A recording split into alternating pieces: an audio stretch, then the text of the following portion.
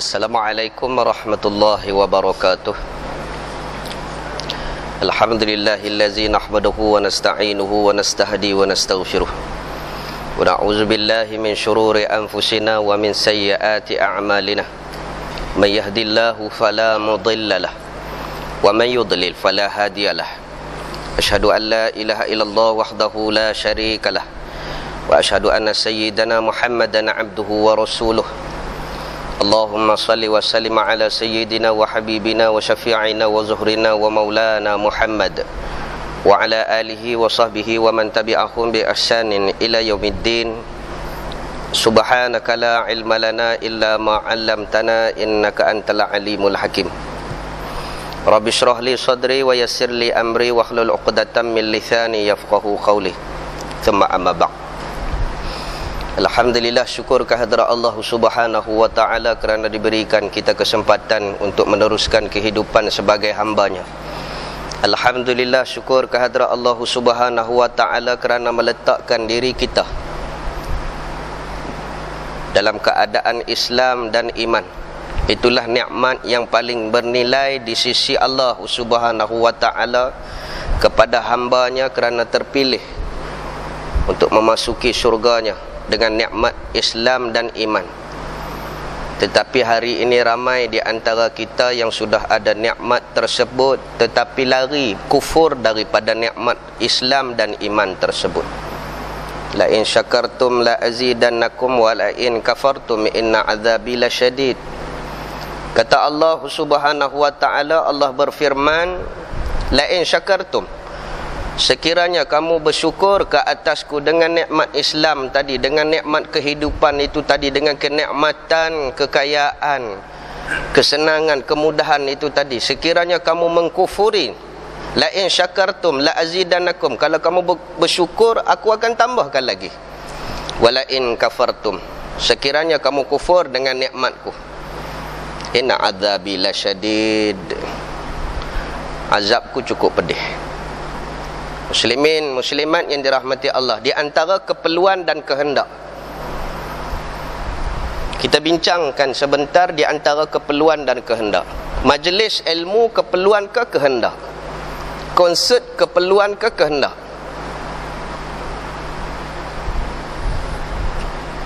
Majlis ilmu itu keperluan mesti ada.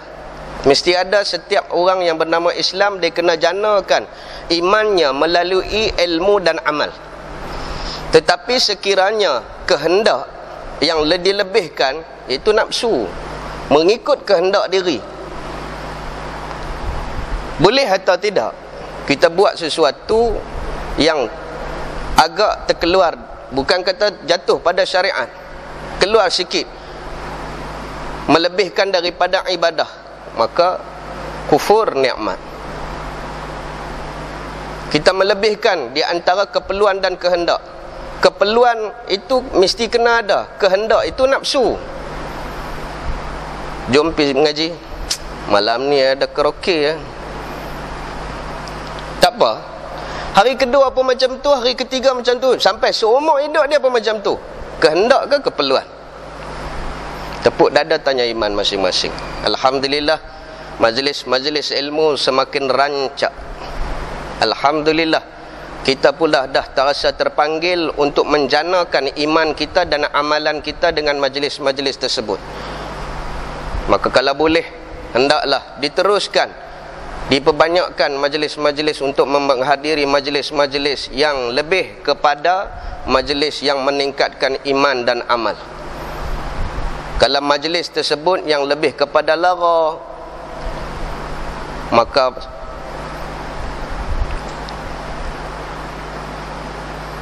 takut jatuh kufur, tuan-tuan, dengan nikmat Islam yang Allah Ta'ala bagi.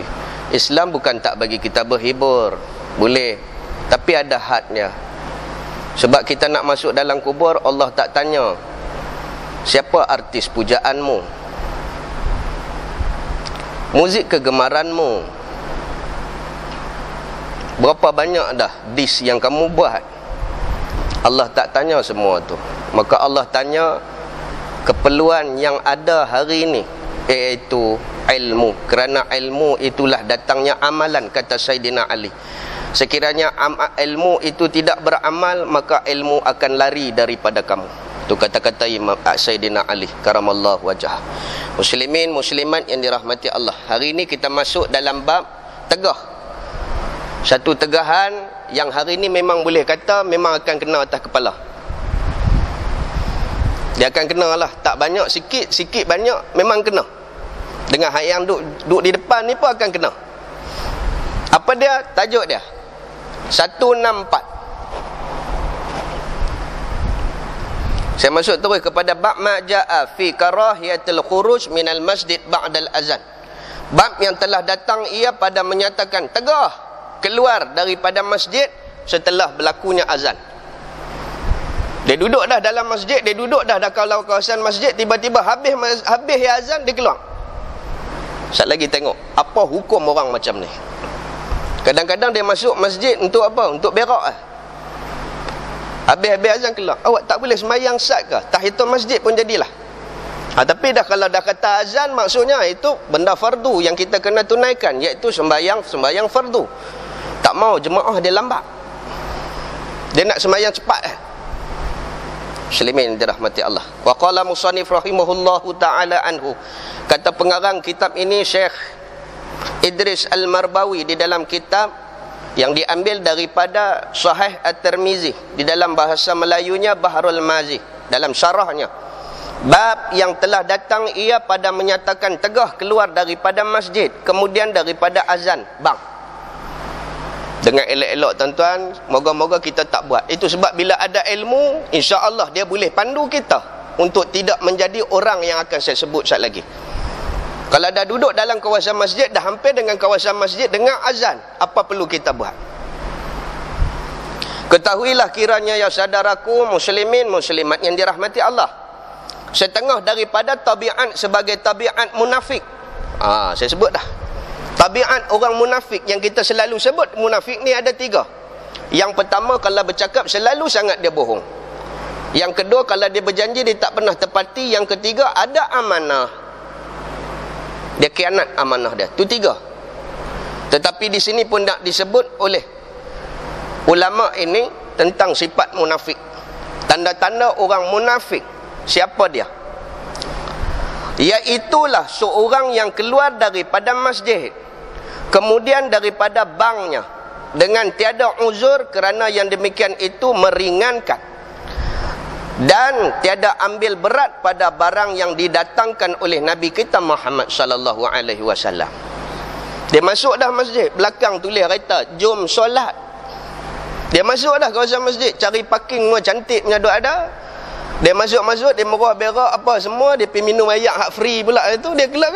Azan berazan lah, dia keluar. Awak tak tahu lah. Munafik. Tak boleh tunggu sat ke sembahyang sekali. Ada juga hak duk main ambil anak kafar. Kena malam ni. Dia main masuk ambil, duk tunggu anak, ambil anak habis kafar. Kalau kafar tu tukar pipi lah kapak dia, buh kapak lah, boleh bukan kafar kat dia. Habis-habis anak dia keluar, waktu tu asang tu. Dia ambil anak dia, habis-habis dia balik. Tak boleh ke turun saat ajak anak main, jom kita pergi sembahyang sama-sama. Azan. Risat lagi pula dah dengar cerita hadis ni. Bila dengar kata hukum ni, dengar kata azan, dan kena keluar balik pada masjid. Dan kalau masuk munafik, tu munafik juga, lari pada tu. Dah nak masuk kawasan masjid, pergi azan, keluar. Dan azan tak boleh dah, dia kata. Pandai orang macam ni, dia pandai kena kat dia. Orang kata jemaat tak pergi ke minggu ni, dia lagi tak 3, dia tak apa. Kepala otak betul. Semua mengaji kerana nak cari ngelat, orang panggil.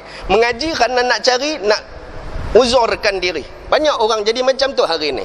Dia mengaji beda nak lepas diri. Dia nak tanya ustaz sampai ustaz tu kata boleh. Ustaz boleh tak ustaz buat macam ni? Ustaz boleh tak buat macam ni? Boleh lah. Boleh lah. Dia duk tekan-tekan tanya kita. Dan kadang-kadang dia pun tak belik kata-kata kita. Ingat tuan-tuan, dah duduk dalam masjid, masuk kawasan masjid, tuan-tuan dah duduk dalam raudhatun min riyadatil jannah. Tuan-tuan dah terpanggil untuk masuk dalam taman-taman syurga.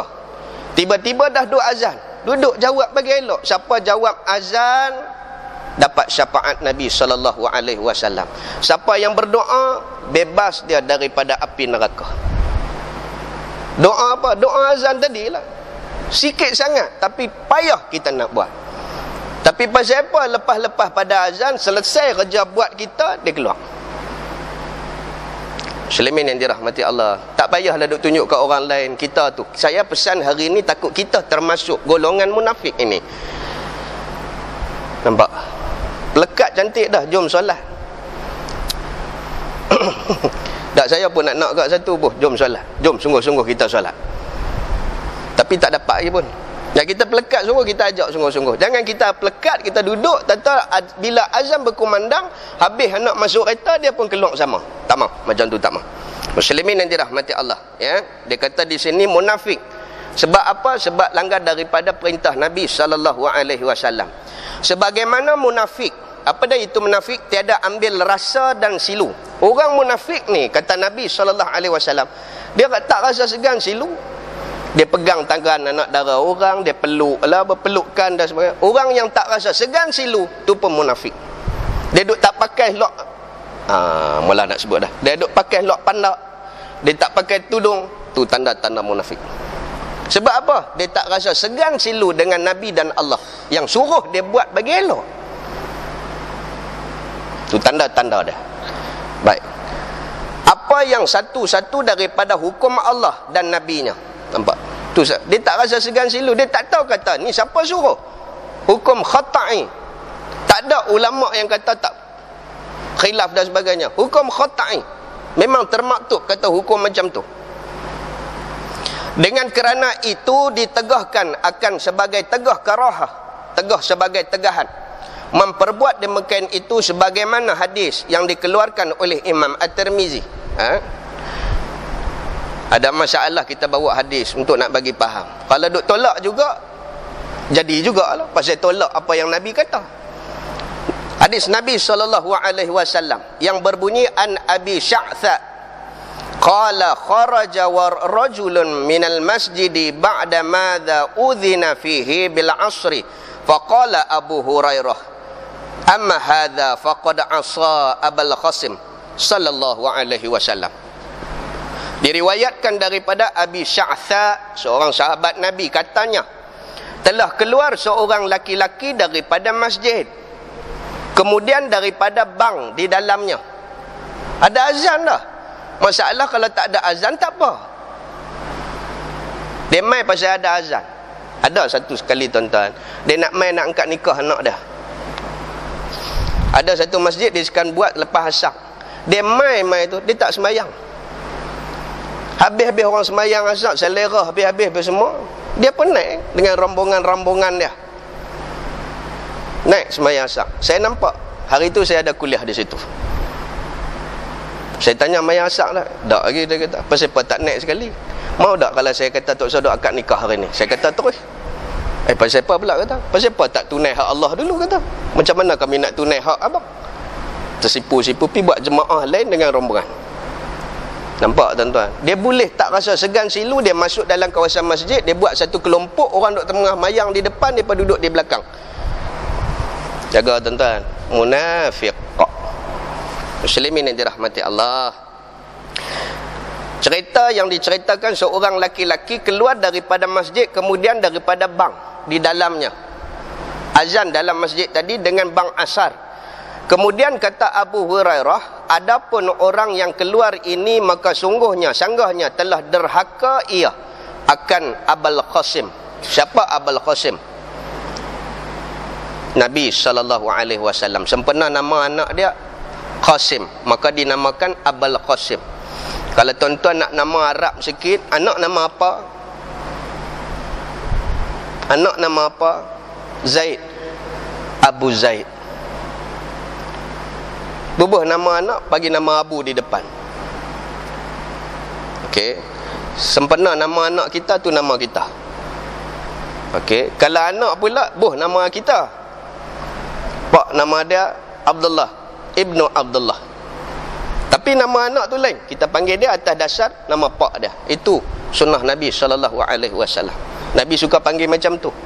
Ibnu Abbas, nama dia Abdullah. tapi dipanggil Ibnu Abbas sebab dia bapa dia nama Abbas. Ramai sangat nama Abdullah pada zaman Nabi SAW. Anak Saidina Umar pun nama Abdullah. Amr bin As pun anak dia nama Abdullah. Dan ramai nama Abdullah, maka dipanggil atas nama sempena nama. Hari ini nama Mat ramai. Mat mana?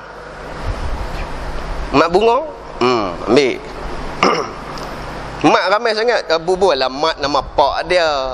Mat bunga, kalau dia rasa seronok tak apalah. Dia rasa saya macam bunga-bunga sangat. Mat mana? Mat tergeliat. Mat mana? Mat cengkuih. Lagi kuih.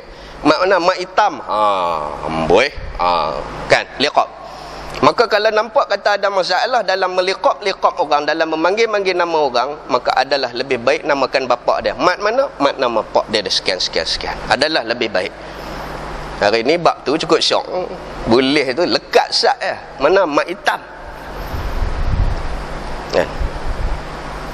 Nama bini dia Ling. Orang duk panggil Mazlim. Ling. Laki dia nama Kop. Lin mana? Lingkup. Lekat nama lingkup. Pasal apa saja dia seronok kadang-kadang. Muslimin yang dirahmati Allah. Okey. Lelaki ni yang keluar daripada masjid, maka dia dikira telah derhaka kepada Abul Qasim, yakni Nabi SAW. Kata Abu Isa, dan pada bab ini ada riwayat daripada Utsman, dan bermula hadis ini hasan, lagi sahih. Maksudnya boleh jadi hukum dah. Siapa keluar masjid selepas berlakunya azan tanpa uzur, munafik. Tanpa uzur. Lagi baru kita cerita, tiba-tiba dia masuk-masuk, dia rasa nak terberak. Okey. Jamban duk ada. Tak boleh jamban di sini. Saya kena balik jamban rumah. Kita duk heran juga. Pasal apa jamban rumah juga? Jamban sini tak boleh pakai ke? Ada juga orang macam tu. Tak apalah. Pasal apa yang balik? Tadi SMS dapat. Isteri kata anak jatuh. Okey, tak apa. Pasal apa balik? Tak rasa macam nak keluar, nak keluar pada dia. Tak ada apa pasal apa, saja rasa nak keluar. Siapa Arab panggil dia kata. Kawan driver taksi. Abang kat Arab tak boleh tunggu zat ke? Tak apa, bawa Arab sekali main mayang dengan luak pendek dia tu. Muslimin yang dirahmati Allah. Marah Arab kat saya lagi. Baik. Dan telah dikeluarkan oleh Imam Muslim dalam sahihnya pada bab fasal salatul jamaah 165 masalah. Keluar daripada masjid, kemudian daripada bank dan hukumnya. Kita lari ke keluar. Ini kita kata larilah. Kalau keluar tak ada apa, tak apa. Ada uzur tak apa. Ni pasal main ambil ayat masjid lah. Keluar menega di luar. Pelangkung kepala berkodeta, dia ingat ayat masjid tu untuk ayat pak dia punya kot. Kena minta izin. Kalau tak ni pun dah nak ambil ayat, nak buat apa pun, bohlah kat masjid RM5. Dia kata rumah Allah, aku kan hamba Allah. Kena ke dia mau. Itu jom pergi habis orang miskin main ambil ayat di masjid. Tak boleh, sebab ini hak orang ramai juga. Kena minta izin, kena habang. Ambil, ada tabung, letak. Tak mau RM5 boleh 50. Kan? Satu baldi. Kalau tak mau boleh 50 boleh 500. Up sikit dia tak boleh ke itu pun, sat lagi dia bos RM1 ya, tak jadi. Muslimin yang dirahmati Allah, ni sikap-sikap yang ada kadang-kadang. Masuk masjid dia kenal. Masuk masjid beda nak lepas hajat diri pun ada. Tak boleh ke buat untuk Allah? Saya pakai lok pendek Ustaz. Siapa suruh pakai lok pendek? Tak ada siapa suruh kelak pendek.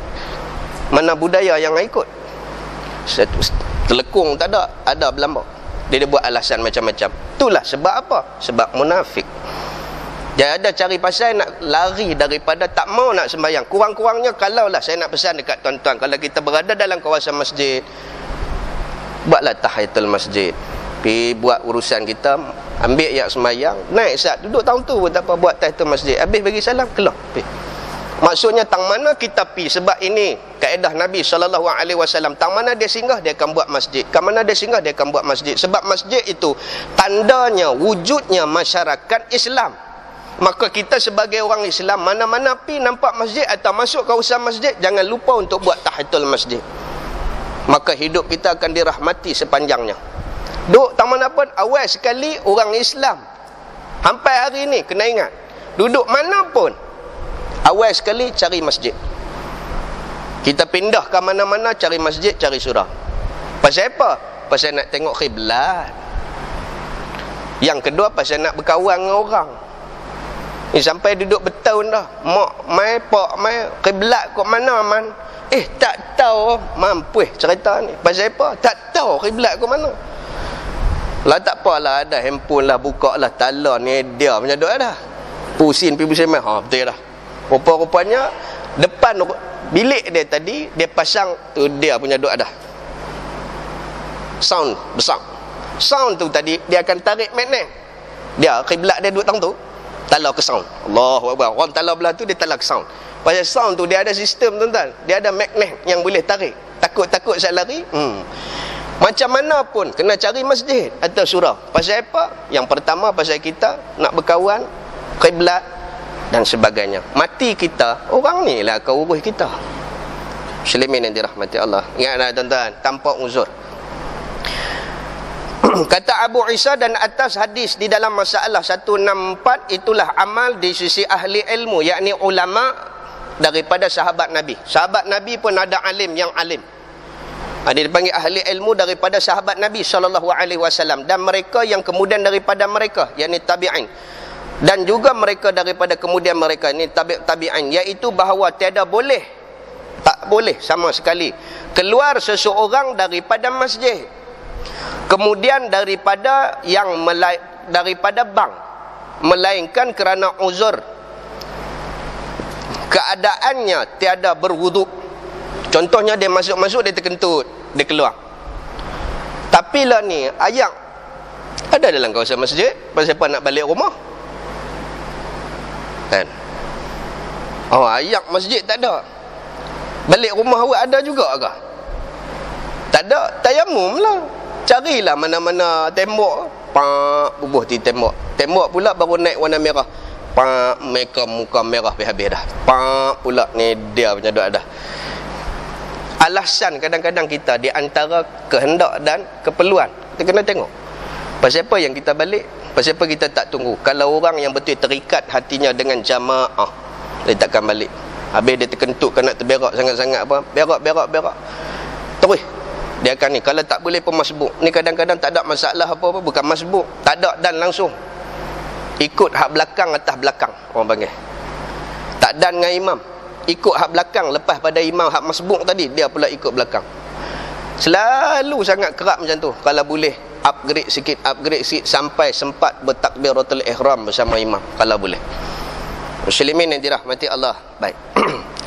Keadaannya tiada berwudu atau perkara yang tiada boleh, tidak seperti hendak ke jamban atau lainnya, yang tu tak apa.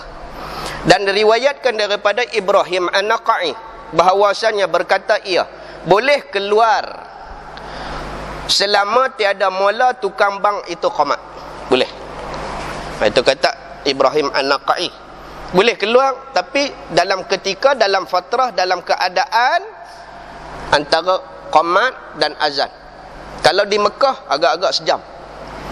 Pasal apa? Saya selalu kata, sebab yang di Mekah kadang-kadang di antara azan dan qamat tu agak lama. Pasal orang yang duk tengah tawaf, dia nak buat soft tu lama. Habis di Masjid Al-Hana ni yang jadi sampai setengah jam. Pasal apa? Ada orang duk tawaf tang mana? Masuk terus je. Maka jangan dilewatkan, terus masuk. Jarak di antara azan dan qamat tadi tak lama. Boleh taruh tak? Ni cerin bulu roma dah ni, hijau dah muka, kepit daripada darai mana tak tahu. Allahu Akbar. Ni cerin Nabi dah. Tu tak payah, tu pi buang lah. Duk kokok sekali lagi, Allahu Akbar, rokok-rokok put satu jemaah pakat duk hidu hak dia saja, maka pi buang. Sebab dia makruh, silat-silat bawa haram kan. Kalau nak terkentut, pi kentut, pi ambil yang lain. Kalau agak-agak nak terjadi sesuatu, pi selesaikan, ambil yang sembahyang lain. Takut dalam sembahyang saat lagi dia jadi. Muslimin yang dirahmati Allah. Dan ini di sisi kita mazhab Syafi'i, bagi mereka yang ada baginya uzur pada keluar daripadanya, boleh. Imam Syafi'i kata kalau ada uzur boleh, tak ada apa. Dia di tengah-tengah nak mayang, bangkit-bangkit, tengok-tengok ada darah kan di baju dia. Baik, satu hukum lagi. Dia tengah-tengah nak sembahyang kok kampung, lah musim hujan, Tengok-tengok elok nak sembahyang, tengok-tengok ada pacat lekat, pacat di kaki, pacat di mana-mana, di celah kaki. Apa perlu kita buat? Ada masa tak? Tak ada masa. Teruskan sembahyang. Sebab pacat tu bukan najis. Yang najis tu apa dia? Darah. Maka jangan kacau dia. Bila cabut, sekali lagi berdarah, baru dia menajis. Maka batallah sembahyang. Ayat mayang dah, cuma pergi basuh je. Jadi cerita panjang. Darah dia keluar lagi. Orang nak mayang habis dah, biar dia duduk tang tu hitam, duduk geli-geleman. Mayang juga. Jangan duduk tengah sembahyang tengok, wih pacat, pergi cabut, darah keluar, batal. Biar dia duduk tang tu, melekat, skenet ke. Tahu skenet? Berapa ni tahu skenet? Tak tahu tak apa, nanti mengaji. Nyamuk kalau duduk tengah, duduk tet kita, jangan duduk tampak, halau elok-elok, tertib. Kalau tampak, ni dia punya geram. Daripada rakaat pertama tadi duk kacau aku noh. Nyepak dia bagi. Rakaat keempat hayun daripada jauh pasal geram, dendam. Pam, darah meracik.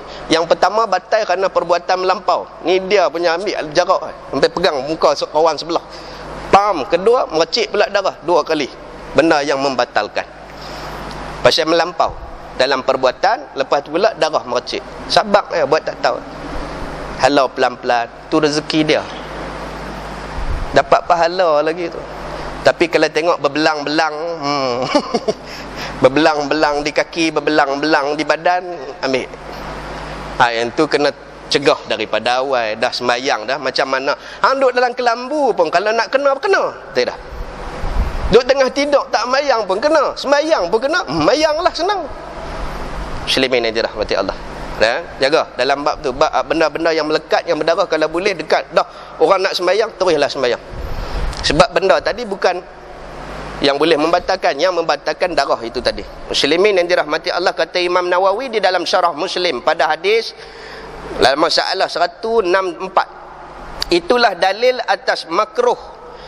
Dia kata, Imam Nawawi kata, keluar daripada masjid, kemudian daripada bank, hingga sembahyang akan sembahyang fardu, melainkan kerana uzur. Wallahu a'lam. Imam Nawawi kata, adapun keluar kerana uzur, maka tiadalah mengapa seperti hendak pergi mengambil air sembahyang. Okey. Jika niatnya hendak datang balik, tu tak apa. Dia tengok-tengok ada orang hak dia tak berkenan, lama dah. Hak pergi nak sembahyang mesti duduk dalam jemaah. Orang tanya pergi mana? Ambil ayat mayang. Hai dalam hati kata tak mau mayang tadi. Masjid ni tak mau. Pasal apa? Tu ada hak tu. Dalam hati dia munafik. Kita masjid ni, kita nak bagi elok, bukan nak bagi kelai pecah. Kan? Kita lain pandangan ke, lain pendapat ke, lain parti ke apa ke, mai semayang sekali. Jangan tengok-tengok masjid ni keluar orang tanya pergi mana? Ambil wuduk lah, start kereta cabut. Munafik. Tunggu semayang. Kenan tak berkenan pun kena semayang. Muslimin yang dirahmati Allah, inilah masalah masyarakat kita hari ini. Baik. Itulah dalil atas makruh keluar daripada masjid, kata Imam Nawawi. Adapun keluar kerana uzur, maka tiada mengapa seperti pergi mengambil air sembahyang jika niatnya hendak datang balik masuk masjid, dengan dalil hadis yang tersebut riwayat di dalam Awsat. Dan lafaznya begini, la yasma'u nida fil masjidi hadha thumma yakhruju minhu illa al-hajati thumma la yarji' ilaihi illa al-munafiq.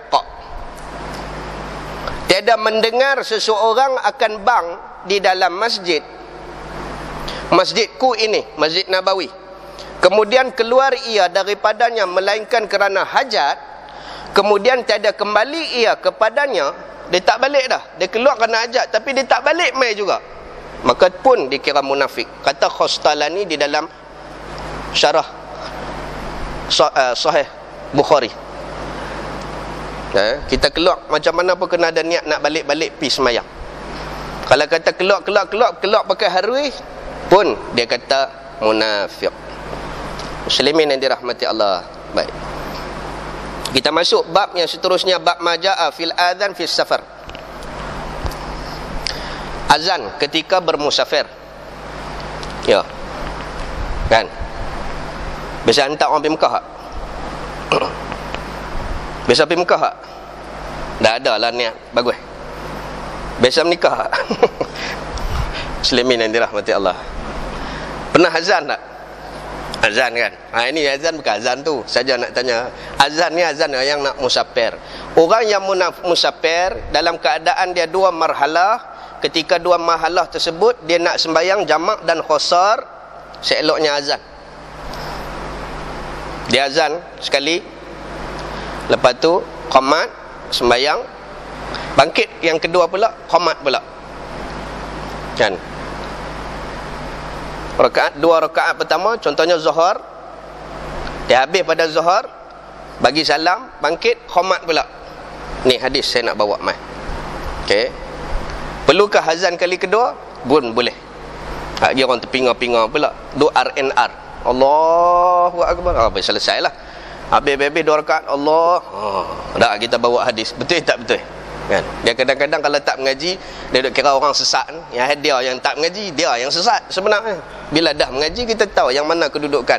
Yang ni pun boleh, tak buat pun boleh. Yang ni pendapat kau ni, yang ni pendapat kau ni. Bila kita mengaji, kita tak senang tuduh orang sembarangan. Masalah pasal tak mengaji itulah senang-senang kita tuduh orang macam-macam. Okey, bab 166, bab yang telah datang ia pada menyatakan bang di dalam musafir, yakni azan ketika musafir. Ketahuilah kiranya saudaraku muslimin muslimat yang dirahmati Allah, adalah bang ataupun qamat. Bang, azan dan qamat itu tiadalah ia ditinggalkan manakala hendak sembahyang. Jangan tinggal azan dan qamat, jangan tinggal. Tuan-tuan sembahyang di rumah qamat tak? Alhamdulillah. Tuan-tuan sembahyang di rumah seorang-seorang ataupun berjemaah dengan anak-anak, qamat tak? Disuruh Nabi SAW. Bangkit-bangkit, gulung-gulung kain gajah duduk dia dengan baju pagoda dia. Allahu Akbar. Nah. Tak, qamat dulu. Nah, qamat, duduk bagi betul.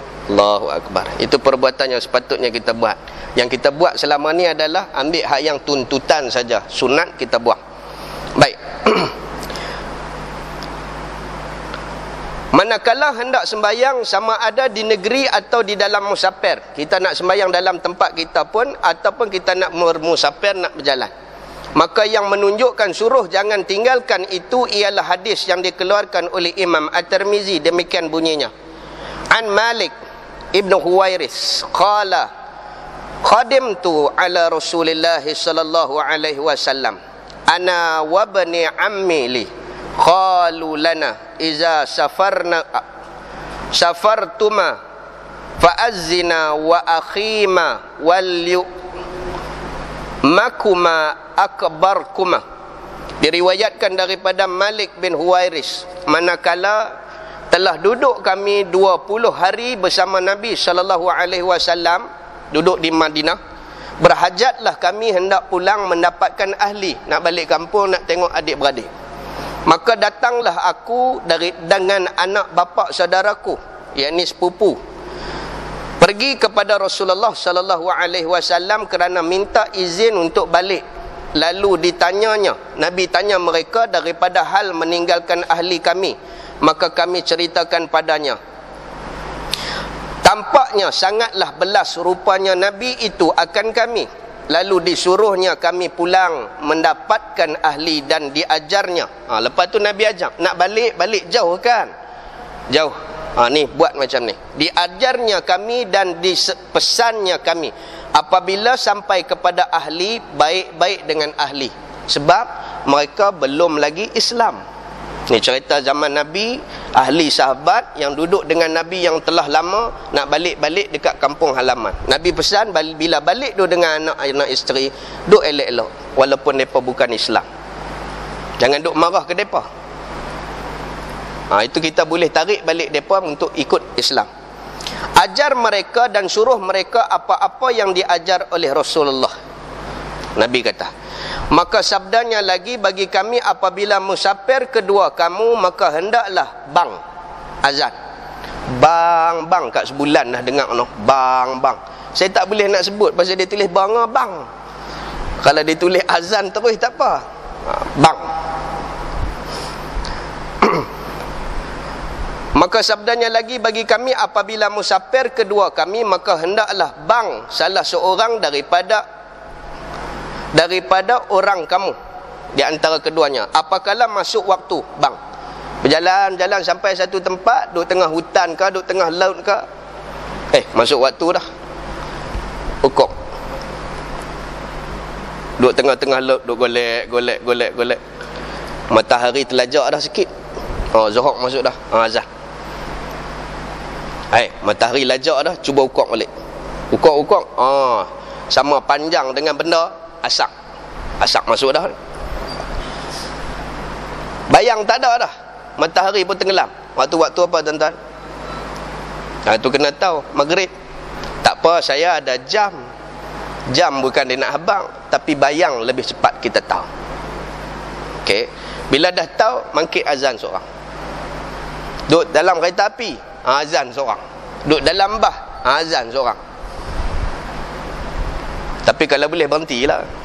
Driver kata aku tak mau berhenti, kacau. Pasal apa? Kita kena sampai cepat. Okey, kita jamak tak khair. Itulah. Buat jamak tak khair. Sebab apa tak boleh? Lagi sampai kalau sekian jalan jam, KL jam. Bunyi pun tak apa, kita bawa. Kita tak khairkan benda tu. Muslimin yang dirahmati Allah, disuruh Nabi SAW akan azan ketika kamu masuk waktu, ketika musafir. Baik. Dan khomat, jangan tinggalkan keduanya itu dengan sembahyang fardu dengan berjemaah. Sembahyanglah berjemaah. Kita kadang-kadang sembahyang pergi berjalan mana-mana, kira nak sembahyang seorang-seorang. Di surau RNR pun tentu seorang. Awak tak boleh sembahyang jemaah ke? Disuruh Nabi untuk sembahyang berjemaah. Walaupun kita dalam keadaan apapun, musafir dia kena berjemaah. Jadikan imam oleh kedua kamu akan yang lebih besar ilmunya. Di antara kita siapa lebih hebat ilmu? Kau rasa hang pasal apa janggut panjang? Awak janggut panjang kira ilmu panjang kata. Kadang janggut panjang luak pendek pada lah. Jangan ada buat main. Kan? Hang suka pakai celak. Kawan pakai celak pasal cerita lain, bukan pasal ikut sunnah kadang-kadang. Tengok dai kata ada lebam, hang mesti alimnya. Dai lebam belum tentu tuan-tuan. Balik haji lah dia kata. Ni tuan-tuan minta maaf sebut nah.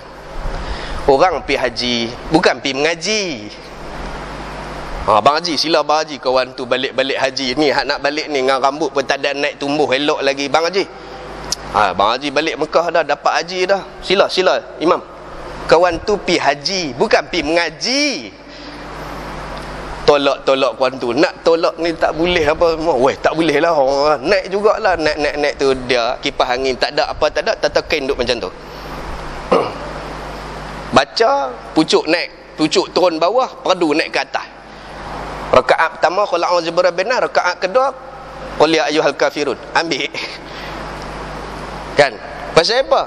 Tak semestinya orang balik haji tu, orang tu pergi mencari diri dia sendiri, bukan pi mengaji. Dia pi menunaikan fardu Allah yang fardu atas dia dengan kemampuan dia pi, dan dia mencari diri dia. Bukan kata pi tu pi mengaji Azhar, bukan kata pi mengaji di Madinah. Dia tu pi haji, bukan pi mengaji. Silap faham kita ni. Hak yang haji-haji ni kerap nak kena. Balik haji tak pernah main masjid. Pasal apa? Soal lagi dia pelekoh aku mampu. Itu pasal mentaliti kita. Muslimin yang dirahmati Allah. Nak tolak, yang pertama orang tu mesti ada ilmu, dan kita tahu kata dia memang ada ilmu, maka kita tolak dah dia ke depan. Ini kata Nabi SAW. Untuk jadikan imam kedua kamu akan lebih besar ilmu fiqahnya. Ilmu fiqah ni maksudnya dia tahu sah batal. Kalau dia tahu baca sedap baca pun tak boleh lagi. Dia kena tahu sah dan batal dulu. Daripada kedua kamu, atau yang lebih tua umur. Tengok-tengok beruban dah. Tak tahu kata kawan tu muda apa dia tengok uban penuh rambut. Pasal dia jenis Jen beruban awal. Tolak dia juga. Tak kena juga. Jikalau bersamaan pandai fiqah. Kalau dah pandai dua-dua, tolak hak mana uban naik dulu. Ataupun tua dululah kira dah. Kata Abu Isa, bermula hadis ini hasan lagi sahih, dan telah dikeluarkan oleh Bukhari dia dalam sahihnya Dan begitu juga Muslim di dalam sahihnya pada bab man ahaqqa bil imamah, dan dikeluarkan oleh Imam Syafi'i di dalam pada barang yang ijtima' al-qaum fil munzilahum sawa. 168 masalah bang azan di dalam musafir dan sembahyang seorang. Dia sembahyang seorang diri, perlu tak azan atau qamat? Tak, saya nak tanya tuan-tuan, tahu tak jamak dan qasar? Dia ada jamak tamam, dia ada jamak qasar, dia ada jamak tamam dan qasar. Tamam netang apa pula Ustaz? Tamam ni hak macam mana kita buat lalu lah, 4-4 lah, 3-3. 3 orang tak pernah buat 2. Subuh boleh buat bagi 1 tak Ustaz? Boleh? Tunggu saya depan tu Ustaz lagi. Tunggu depan tu. Nak boleh apa tak tahu. Sampai subuh pun minta nak buat qasar lagi kah? Subuh boleh tarik pergi Zuhur Ustaz? Awak tak kata tak sembahyang terus, senang. Tak, subuh memang tetap kena sembahyang. Sebab subuh orang tak pernah berjalan. Feri pun tak keluar lagi masa tu. Nah, yang kaedahnya Zuhur dan Asar sebab tu perjalanan berlaku, musafir berlaku. Maghrib dan Isyak pun perjalanan boleh lagi berlaku sebab ada Nabi berjalan waktu malam. Subuh orang tak pernah. Tapi subuh pun nak buat jamak qasar. Lah saya kerap buat macam tu. Tu bukan jamak qasar, tu nama dia jamak qada. Nama dia. Jamak juga tapi qada. Muslimin yang dirahmati Allah. Okey, syarat dia musafir tersebut hendaklah 2 marhalah 90 km ke atas. Oh, kalau macam tu saya pusing dulu Pulau Langkawi, pi Ewa apa semua, tengok meter, saya balik rumah boleh buat jamak qasar. Tak boleh, tu masih dalam kawasan. Yang kedua, musafir tadi atas niat yang baik, atas perbuatan yang baik. Tapi kalau nak tengok AF, jawab ni Rai. Nak pergi tengok konsert di Kuala Lumpur, singgah buat jamak qasar, payahlah. Kalau macam tu tak payah pi lah. Kalau teringat sembahyang, teringat. Tapi nak seronok pun dia ingat juga. Aduh, tak payah, tak sah. Sebab benda mubah dengan benda makruh dan benda haram dia tak ni. Mubah ni harus. Muslimin yang dirahmati Allah, seorang diri, kebanyakan ahli ilmu memilih memberi pendapat pendapat mereka akan bang, yakni azan di dalam musafir. Seorang diri pun kena azan. Dan kata setengah daripada mereka memadai dengan qamat. Seorang diri azan pun boleh, tapi memadai dengan qamat. Ni tak buat apa pun, Allahu Akbar terus. Habis-habis bagi salam, bangkit Allahu Akbar juga. Qamat lah, dapat pahala. Memadai dengan qamat. Hanya sahaja bang itu atas mereka yang mengkehendaki bahawa berjamaah dengan dia sekalian orang. Yang kata azan tadi. Dan perkataan, ini qaul pertama itu lebih asah dengan dialah berkata Ahmad, Imam Hanbali dan Ishaq. Kata Imam Syafi'i di dalam tiadalah aku sukakan. Ni mazhab Syafi'i kah? Syafi'i siapa? Allahu Akbar. Nanti kita berkenalan dengan Imam Syafi'i. Siapa Imam Syafi'i? Satu malam tu kita buat untuk kenalan dengan imam-imam mazhab. Nanti saya akan buat lah. Kesian Imam Syafi'i tak kenal. Imam Pak Long Manap dia kenal. Tu arwah ada. Ni pun arwah juga. Imam Syafi'i ni imam mazhab yang mengeluarkan pendapat dan kita suka pada pendapatnya. Dia dipanggil mazhab. Imam mazhab muktabar. Tu kita ikut dia pendapat dia, kena dengan jiwa kita. Baik, Imam Syafi'i kata apa? Aku suka. Bila kata imam kita suka, imam mazhab kita suka, tinggal akan bang bagi sembahyang yang difardukan. Sembahyang seorang diri atau berjamaah. Tinggal, tak payah azan lah. Dan tiada meninggalkan qamat. Qamat kena buat. Kalau azan, itu pendapat hamba li, seorang atau jemaah. Tapi kalau pendapat Imam Syafi'i, tak payahlah azan, tak payahlah bang, qamat memadai. Pasal apa? Pergi tumpang masjid kawan, pandai-pandai azan tang tiang tu. Hoi. Kita pergi tumpang masjid orang, lainlah kita duduk tengah padang pasir, lainlah kita duduk tang mana-mana, tengah-tengah padang, tengah-tengah hutan getah ke apa ke. Ni main masjid orang pergi azan pula tang tu. Keluar pula Facebook esok, azan tiang punya pun. Dah kita duduk. Imam Syafi'i kata tak payah duk azan-azan dah. Walaupun jemaah ada jemaah atau seorang diri, kata Imam Syafi'i. Walaupun benar sembahyang itu adalah sembahyang fardu. Dan tiada meninggalkan qomat di dalam masjid jamaah yang besar dan tiada kecil. Pilah duduk tang tu, bangkit-bangkit, habis dah kita sembahyang. Pilah ubah bitang tu, sembahyang maghrib contohnya. Kita sembahyang dengan orang mustatin. Sebab dia 3 juga. Kita pun 3, tak apa. Tapi isyak tak boleh. Isyak dia buat 2, kita 2, depa 4. Patutnya musafir kena jadi imam. Tapi kalau dalam keadaan macam tu, tak boleh join. Dia kena tunggu sampai orang lain habis sembahyang, baru dia buat pula puak dah. Itu masuk dulu dalam Facebook, ambil imam 2 dalam satu masjid. Bodoh. Ambil gambar tadi, orang jamak qasar. Ada 2 sungguh lah, kau ni sembahyang, lepas kau ni sembahyang, kau ni pula bangkit. Sebab apa? Dia teruskan sembahyang dia.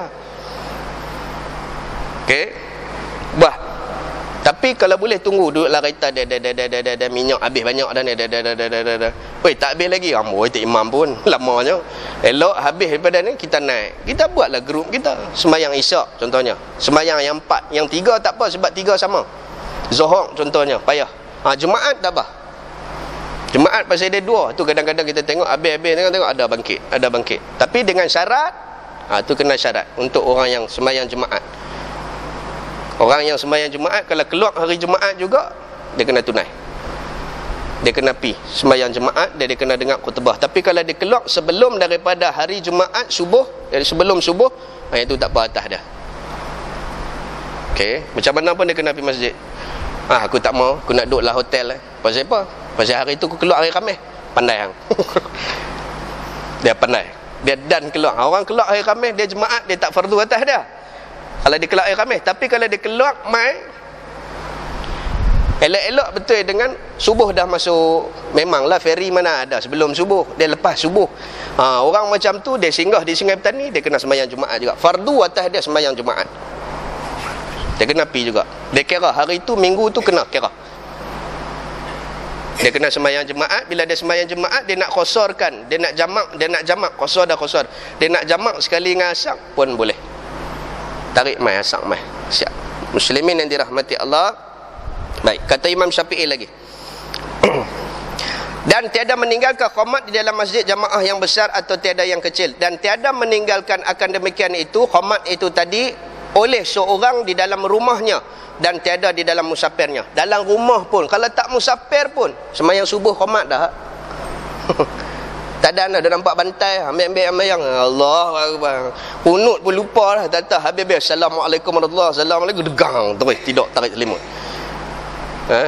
Qomat mesti ada walaupun sembahyang di rumah. Tu bila dah selaru mai qad qamatis solatu qad qamatis solah, dia mai tahu nak qad qamatus solah ti qad qam, dia terlupa dah, tak tahu baris. Pasal apa? Pasal dia tak lazim dengan qomat. Bila dia tak lazim dengan qomat, dia tak biasa qomat, tiba-tiba qomat tunggang terbalik, qomat dia habis. Pasal apa? Pasal dia tak lazim, tak biasa dengan qomat.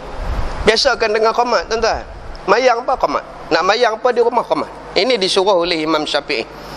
Dan pada aku, kata Imam Syafi'i, aku atasnya di dalam masjid-masjid jamaah yang besar lebih tertentu. Habis kita sembahyang dengan jemaah, kita piduk tang tu. Kalau ada orang lah musafir sekeliling kita. Kalau tak ada pun Allahu akbar, Allahu akbar, asyhadu an la ilaha illallah, habis baca doa Allahu akbar. Sembahyang isyak pula 2 rakaat, qasarkan Allah Taala qomat. Itu kata Imam Syafi'i. Baik, kata Imam Nawawi adalah pada hadis di dalam masalah 166 itu menunjukkan bahawasanya bang dan berjemaah itu disuruh akan dia bagi segala orang yang musafir. Azan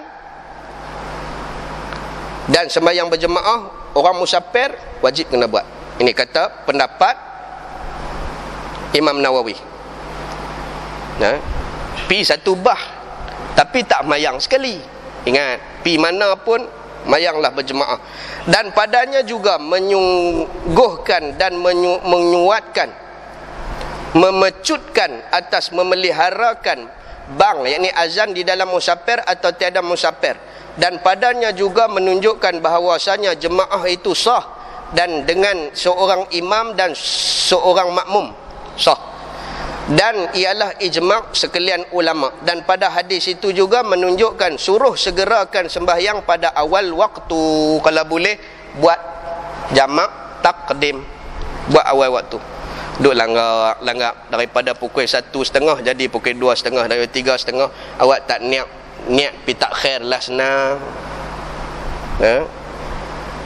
Kalau kata waktu tu waktu, elok-elok nak jalan azan, kita musafir, tunggu sat dululah, berhenti di Petronas, cari surau di Petronas tadi, buat sembahyang siap-siap, tarik siap-siap mai. Maksudnya kita takdimkan sembahyang itu tadi. Jangan tak apa, start kereta juga, tak lagi, kita buat takhir di Semanggui apa, lah pakai harus ayat tu lah. Okey, dah kita tertinggal 2 waktu tersebut sampai ke maghrib. Adakah boleh lagi jamak qasar Zuhur dan Asar tadi? Qasarkan. Tak boleh dah, kena buat 4 tamam dah. Rugi dah. Rugilah. Baik buat siap-siap. Tengok jarak masa. Kita sebagai suami yang memandu kereta, kita sebagai pemandu pelancong, kita sebagai pemandu teksi, kita sebagai apa pun dalam keadaan 2 marhalah, jam, masa mesti kena tahu. Okey, 1 dah. Tak apa ikut. Tunggu sampai Zuhur kot. Sasa kata azan terus sembahyang. Tak usah duk taruh-taruh dah. Pasal apa? Musafir. Pasal yang ke depan tu kita tak tahu apa akan berlaku. Pukul 2, pukul 3 sekali lagi apa akan berlaku atas lebuh raya. Kita tak tahu apa yang akan berlaku. Tiba-tiba trailer sengkang. Nak mayang kena. Tengok tak payah mayang. Seronok tak payah mayang. Ada juga jenis tu. Payah mayang. Alhamdulillah pala otak dia. Tak payah mayang. Ni pun agama apa tanya dia.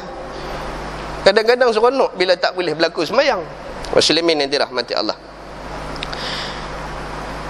Masalah 168. Awal lagi ke 9 lagi? Dah lah pasal masuk awal, dia rasa nak mayang awal lah. Tak apalah bab ilmu tuan-tuan. Masalah imam sembahyang berjemaah, siapakah yang boleh? Imam sembahyang jemaah. Kita masuk bab imam sembahyang jemaah. Ni kita terkelak sikit lah, sebab ini persoalan mengikut hadis. Siapa yang boleh kita pilih orang yang jadi imam untuk sembahyang berjemaah? Ada orang pilih budak umur 8 tahun, tapi dia hafiz. Tolaklah dia naik. Kadang-kadang tengok hak pakai serban tebal besar, hak tu tolak pi. Macam mana nak menilai dan mencari imam yang siapa yang layak? Di sini tak apalah ada imam tauliah, imam rawatib, ada dah. Ni masalah dia imam yang kita tak tahu. Yang hak duduk dalam jemaah kita yang musafir sama-sama, siapa ni nak pilih? Nak pilih yang ni duk pakai baju Manchester macam mana? Pilih yang ni pakai baju jin, pilih yang ni tak ada orang juga, aku juga, cerita dia. Imam kalau pakai baju yang melambangkan sesuatu di belakang, Allahu Akbar, makruh tuan-tuan. Makmum pakai duk tengok itu jin hak duk pegang mata serampang, baju warna merah. Apa tak tahu, Manchester United. Kali kalah dah. Lah dia pergi situ pula. Jadi sampai meralit tu apa dia makmum tadi, maka dia jatuh hukum makruh lah. Sah tak? Sah. Kan? Ada hak pakai baju hitam, rambut panjang, ikat lah, baju dia black metal. No, dia punya duk ada. Celaru juga. Tapi Imam Syafi'i kata sah. Cuma bagaimana kita nak pilih imam yang ada di hadapan kita? Kata Imam Syafi'i di dalam Al-Um, bermula mereka yang di dalam pada masalah 166 itu ialah kaum yang didatangkan bersama kepada Nabi, maka berserupanya mereka itu pada bacaannya. Sama ya, orang hak mai jumpa Nabi itu sama bacaan dan juga pandai hukum syaraknya, sama. Hukum fiqh pun sama. Maka disuruh oleh Nabi kita akan mereka menjadikan imam yang lebih tua daripada mereka. Cari hak orang tua-tua. Tengok-tengok yang mai pakai tongkat, pakcik jadi imam. Tu bukan tua. Yang tu dah uzur. Tua ni kena tengok keadaan lah. Okey, tua ni maksudnya tua dengan ilmunya. Tua dengan keadaan umurnya. Kalau macam saya, tuan-tuan agak-agak tua ke muda? Saya 40 dah tuan-tuan. Orang kata macam 18. Kan? Jangan tengok muka kadang-kadang. Tua tu, tua dari segi makrufnya kita. Ni tua. Aku tengok cara dia tua. Siapa bongkok nampak kan? Contoh, kita tak boleh nilai dari segi tua. Tua dari segi ilmunya. Kita tahu dah. Dia ilmu ni banyak ada ni. Okey, muslimin yang dirahmati Allah. Maka disuruh oleh Nabi kita. Di bawah. Kata Imam Syafi'i, dengan inilah hadis lah yang kita ambil hukum daripadanya. Maka kita suruh akan kaum apabila berhimpun mereka itu di dalam satu tempat yang tiada pada mereka itu pemerintah. Tak ada siapa, kita keluar pada musafir, tak ada pemerintah, yang ni tidak ada imam, tidak ada siapa-siapa yang merintah, kita musafir. Dan tiada mereka itu di dalam rumah seseorang, iaitu bahawa mara ke hadapan menjadi imam. Kalau singgah rumah, tuan rumah kena jadi imam. Boleh? Dengar kata pak menakan nak mai, pak menakan jenis lebay pula. Oh, susah hati dah aku duduk Langkawi ni. Pasal apa? Pak menakan aku dia jenis lagi dia serang nak suruh aku jadi imam. Aku jangan kata imam, makmum bukan tak kerti. Dia susah hati dah. Pak menakan kata nak pergi Langkawi. Ada kami nak keluar. Bukan nak keluar pun, nak lari daripada dia. Kalau dia mai saya lagi mesti sembahyang jemaah. Ya. Siapa yang kena jadi imam? Tuan rumah kena jadi imam. Okey. Tuan rumah kena jadi imam dalam rumah tangga. Allah, laki tak mengaji pula. Lah mah, nak jadi imam mah, mengaji selalu. Itu bahalul punya laki. Suruh laki bini pula jadi imam. Aduh. Okey. Mara ke hadapan imam oleh yang lebih khari. Lepas tu pula yang lebih pandai, lebih elok bacaan dia. Bismillahirrahmanirrahim. Bismillah punggah. Bisa. Mana boleh duk pi qala-qala huruf sin. Hak duk di belakang bila nak habis dia jadi imam. Pasal apa? Dia baca buku susah hati. Kan? Bagi hak khori yang boleh baca, kita dengar-dengar sembahyang pun, jangan kata 10 rakaat, 20 rakaat pun saya sanggup. Nampak? Ni 2 rakaat ya tuan-tuan, 2 rakaat. Aduh, susah hatilah bila nak habis. Pasal apa? Yang baca tu pun macam ambil kapok, tarik kot tu. Apa dia apa-apa hijau di sekolah. Bunyi pun dia baca. Aduh. Dia bismillah gitu susah hati dah. Sudah. Maka Imam Syafi'i kata ambil yang khari. Kalau kita pilih hak yang boleh baca elok lah. Dia pandai tajwid, dia pandai ikut taranum dan sebagainya. Alhamdulillah kita ambil dia. Dia baca pun kita rasa seronok di belakang. Maka mendatangkan khusyuk, bukan mendatangkan susah hati. Muslimin yang dirahmati Allah. Khari Qurannya dan lebih pandai fiqahnya, dan dia tahu hukum hakam batal sah. Dia rokok-rokok terkentut. Batal. Saya terkentut. Lah, siapa ajak macam tu? Dia kalau nak terkentut sangat-sangat tuan-tuan, kalau tuan-tuan jadi imam, tuan-tuan pegang hidung. Li'ila fi Quraisy. Pakat tegur. Ila fihim. Bukan puan tu lupa. Puan tu nak habaq kata dia nak keluar. Lepas tu dia langkah keluar belah kiri, kosonglah ruang tadi. Maka orang yang berada di belakang imam, dia kena langkah naik, sambung perbuatan. Cerita ni kita boleh ambil dalam satu cerita apabila Sayyidina Umar dibunuh, ditikam di tengah belakang, kodok oleh Abu Lu'lu'ah. Jatuh, dia duduk tengah sembahyang subuh, duduk tengah angkat dah takbiratul ihram, baca dah Fatihah. Faham? Abu Lu'lu'ah tikam, duduk belakang dia. Terkeluk tali perut Sayyidina Umar, jatuh. Sayyidina Osman terus langkah ke hadapan, sambung bacaan, percepatkan sembahyang. Terus rangkul Sayyidina Umar yang dalam keadaan sakaratul maut. Tu gambaran dia. Ni dak. Agak-agak terkentut. Batal habis. Kalau Jumaat tuan-tuan. Tu imam terkentut. Batal apa ya? Habis buat zuhur pula lah cerita dia. Mana ada 2 kali Jumaat. Pegang hidung. Sengap bagi lama. Ila fihim. Tegur sampai nu. Soh halapan pun ada belakang lawan tegur. Tu imam lupa ayat li ila pun. Rupa-rupa bukan lupa. Kawan nak keluar. Hak belakang standby. Masuk pi. Dia sempurna dah lagi Fatihah. Sempurna dah. Terus pi. Allahu Akbar. Tu. Boleh? Tahu tu? Boleh? Hak duduk belakang bagi kemah lah. Ni pi bagi budak mak 8 tahun. Padam. Batal sungguh lah. Hak belakang pun co-pilot pun bodoh. Gena co-pilot tu pun. Muslimin yang dirahmati Allah. Maka jika sekiranya tiada berhimpun sifat yang ketiga, qori pun tak ada, pandai fiqah pun tak ada, dan tua umur pada seseorang, maka hendaklah tilik iaitu jika mara ke hadapan menjadi imam oleh seseorang lebih fiqahnya apabila ada ia tahu kan Quran. Qari tak ada, tapi dia ni fiqah lah, tolak fiqah. Yang ahli fiqah, yang dibacanya, dia tahu kata hukum hakam, cuma dia baca Fatihah tak sedap, tapi dia tahu hukum panjang pendek, mat apa semua. Okey, jadilah dia baca Fatihah pun dengar-dengar nak macam bunyi siam tak siam, jawab tak jawab, bismillahirrahmanirrahim. Bolehlah. Kan? Bolehlah, sah lah tu. Dan lidah dia lithiqal, lidah dia berat. Ra. Orang kata ro duk ra. Macam mana panjang? Nama saya Rosidi, tok saya pun nama Rasidi. Panjang. Rasidi. Tulis Rasidi. Tulis huruf ro jadi ra. Okey, bacanya di dalam sembahyang qadar bang memadai, maka itulah eloknya. Memadailah, bolehlah jadi. Okey. Dan jika mara ke hadapan oleh yang qari tetapi tahu fiqh qadar lazim bagi sembahyangnya, lepas pada diri tak? Lepas pada diri tak Fatihah dia? Contohnya, lepas pada diri tak hukum dia? Tak lepas pada diri, tak layak jadi imam. Kalau dia sendiri tak lepas pada diri, tuan-tuan, kita nak kira yang 40 orang mengikut mazhab Syafi'i, 40 orang dalam sembahyang jemaat.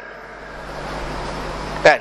Mana-mana jemaah dalam satu qaryah dia 40 syarat baru boleh khutbah, kan? Jemaat. Macam mana nak cek? Adakah cek dengan cukup? Ni cukup dah ni. Dah. Lepas tak Fatihah pada diri? Dia ni Fatihah pun rasa tak lepas. Jangan kira. Kira hak Fatihah lepas pada diri, fiqh lepas pada diri, wuduk lepas pada diri. Lepas pada diri dia pun tak apa dah. Nak tolak nak jadi imam tak boleh. Lepas pada diri dia pun tak apa dah. Orang macam ni tiba-tiba ada dalam sembahyang, aku tak boleh. Hang lepas pada diri dah. Hang kena naik. Aku tak reti doa. Aku tak reti wirid. Dah, lepas pada diri dah. Maka dia ni lah jadi imam dengan keadaan kita musafir nanti. Takkan tak ada aku lalu pi mana pun ustaz mesti bawa. Lah ustaz bawa pi umrah, tu yang duk ikut. Artis bawa pi umrah, pai. Pasal apa? Nak tolak siapa jadi imam? Suruh aku menyanyi boleh dia kata. Kan? Tu mana-mana bagi adalah orang pandai seorang nak berjalan. Muslimin yang dirahmati Allah, qadar lazim bagi sembahyang maka itu pun elok. Cukuplah qadar pada lazim pada dia untuk baca Fatihah. Dia tahu ambil yak mayang sah batal. Dah, dia hang lah jadi. Tapi hang pun duduk pakai lok pendek pun tak apalah, hang lepas jadilah. Lepas pada diri hang pun jadilah. Lok pendek tu tinggal-tinggal buang lah. Kan? Jadilah tuan-tuan. Dan mara ke hadapan dua orang ini atas siapa yang lebih tua umurnya. Habis daripada tu siapa tua umur? Mai IC. Ada dua kita, Mai IC. Hang IC hang IC ku. Allah tengok aku tua. Hang tua lagi. Tu nyamun. Tengok IC Allah. Aku kena jadi aku tua pada hang. Kan? IC kena bawa mata lah. Bukan takat polis cek. Ni nak cek tak? Nak cek apa? Cek siapa jadi imam. Muslimin dia rahmati Allah. Lawak-lawak juga. Tua umur pun kena tanya. Kan? Sambut birthday yang keberapa dah? Baru 18. Ngarut. Dia kira dia tak mau jadi imam. Jaga. Muslimin yang dirahmati Allah. Satu lagi ya. 169 bang tiap-tiap sembahyang lain daripada subuh dan kesempurnaan. 170 masalah imam qari atau pandai fiqh siapa yang dijadikan imam. 170 nak habis. Yang saudaraku muslimin muslimat yang dirahmati Allah, telah lalu keterangan setengah daripada masalah ini. 168 itulah dilihat pada masalah 241 dan 240. Ni duk sebut-sebut nombor, jangan duk buat tak tahuan lah. Ada satu tempat duk sebut-sebut nombor, sedap ustaz nombor ni yang kena. Kau hari esok pergi duk beratur pula. Dan di sini qaul disebutkan masalah seorang qari Quran dan seorang alim fiqh mengikut mazhab kita. Seorang ahli Quran, dia ni pandai dalam bab hal Quran, tajwid dan sebagainya. Dan seorang lagi ahli fiqh, dia tahu hukum hakam sah dan batal. Maka manakah yang dijadikan imam dalam imam jamaah? Kata Imam Nawawi dan telah berkata Imam Malik dan Imam Syafi'i rahimahumallah dan ashab keduanya daripada mazhab imam mazhab mereka, di antara keduanya dua, Imam Malik dan Imam Syafi'i. Mereka kata apa? Alim fiqh didahulukan akan yang qari. Alim fiqh dulu. Kerana yang dihajat kepadanya daripada bacaan itu atau masbut ni macam sukalah, dan yang dihajat kepadanya daripada fiqh, ketiadaan masbut. Dan terkadang datang di dalam sembahyang perkara yang tiada kuasa menjaganya. Orang qari dia tahu jaga hak dalam bacaan saja, tapi hak yang nak berlaku, tiba-tiba terberlaku sesuatu seperti nak terpaksa membatalkan. Orang qari kadang-kadang dia tak faham nak buat macam mana. Batal. Apa habis cerita. Tapi orang fiqh dia tahu. Maka orang fiqh kata Imam Syafi'i dan Imam Malik, ni kena didahulukan. Kebetulan padanya melainkan yang sempurna fiqh. Kalau dia qari, dia sempurna fiqh, yang ni hendaklah dihadapankan. Dia baca sedap dan dia tahu fiqh, yang ni dihadapan. Kata mereka itu, dan kerana inilah dimarahkan ke hadapan jadi imam oleh Nabi SAW akan Abu Bakar radhiyallahu an. Abu Bakar dia baca tak sedap, tetapi dia alim fiqh. Pasal apa tak pilih Abu Musa Asy'ari? Sedangkan Abu Musa Asy'ari dia baca Quran, Nabi meleleh ayat mata. Sehingga dia kata dekat Abu Musa Asy'ari, sesungguhnya engkau diberi lidah Nabi Daud. Lidah Nabi Daud ni, Nabi Daud kalau dia baca kitab Zabur, angin berhenti, besi lembut. Tu sebab dia tukang besi. Dia baca ayat Zabur urutnya. Kita pun buat juga. Awak tak boleh. Macam tak sedap. Yang kata lembut hati pun tak boleh. Itu sebab Abu Musa Asy'ari diberikan kelunakan elok. Tapi pasal apa tak dipilih oleh Nabi menjadi imam? Ni dalil dia.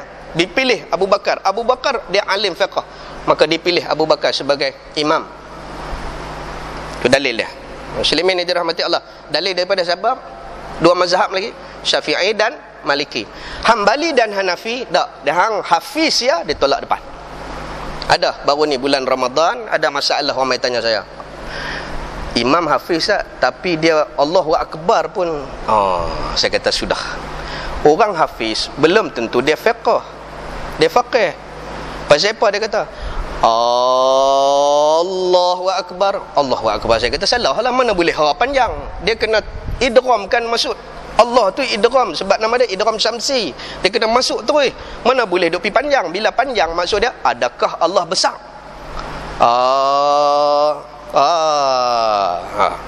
Salah. Dia hafiz. Tu dia saya kata. Pasal apa? Ada mak-mak tahfiz dia lebih pentingkan hafalan. Dia tak pentingkan bagaimana cara nak jadi imam. Ada mak tahfiz yang jadi macam tu. Jadi hafal ya. Tak kena terapkan. Saya pesan kepada mana-mana guru-guru yang ada tahfiz, pesankan cara-cara nak jadi imam. Macam ni dalam sebutan dan sebagainya. Tolong. Ni berlaku di tempat kita ni. Sebab apa? Sebab dia lebih kepada hafalan saja, tapi tidak lebih kepada macam mana tanggungjawab menjadi imam, bagaimana cara nak menyebut satu-satu. Kadang-kadang doa pun kita dengar dia sedap baca, tapi jatuh huruf, jatuh maksud dan sebagainya pun ada. Muslimin yang dirahmati Allah, bagus itu bagus dah, tapi kena tambah lagi upgrade ilmu. Okey, Imam Hambali dengan Imam Hanafi dia kata qari lebih layak daripada ahli fiqh. Baik. Pada sembahyang atas segala baki. Okey, ini Saidina Abu Bakar. Sungguh pun Nabi SAW menaskan atas yang lain daripadanya lebih khori daripada sekaliannya. Walaupun banyak yang lebih khori, banyak yang lebih hafal, hafiz Al-Quran, tapi pilih Abu Bakar juga. Pasal apa? Pasal dia bersifat fiqh. Dia ni alim ibadah. Dia tahu dalam bab hukum akad. Jadi macam ni buat macam ni, jadi macam ni buat macam ni. Okey, muslimin muslimat yang dirahmati Allah, takat tu saja. InsyaAllah kita akan masuk kelebihan azan minggu depan. Apa dia yang dinamakan kelebihan azan? Siapa yang tak jawab azan bagaimana? Siapa yang jawab azan bagaimana? Orang yang dengar azan lari cari azan. Pasal apa? Nak kelebihan azan. Minggu depan kita akan bincang, tuan-tuan. InsyaAllah, minta panjang umur, murah rezeki. Takat tu saja saya minta ampun, minta maaf kalau ada terkasar bahasa, terlajak bicara. Yang baiknya daripada Allah Subhanahu wa ta'ala. menerusi Rasul yang bersifat maksum. Segala ketelanjuran, keburukan, kealpaan adalah daripada diri saya sendiri. Saya sudahi dengan aqulu qawli hadza wa astaghfirullah li wa lakum wa li sairil muslimin wal muslimat. Bismillahirrahmanirrahim. Allahumma faqihna fid din. Allahumma faqihna fid din. Allahumma faqihna fid din wa ala ta'wil ila siratikal mustaqim. Allahumma ja'alna minan najihin wal faizin fid dunya wal akhirah. Rabbana atina fid dunya hasanah wa fil akhirati hasanatan wa qina azaban النار وصلى الله على سيدنا محمد وعلى آله وصحبه أجمعين والحمد لله رب العالمين والسلام عليكم ورحمة الله وبركاته والله أعلم.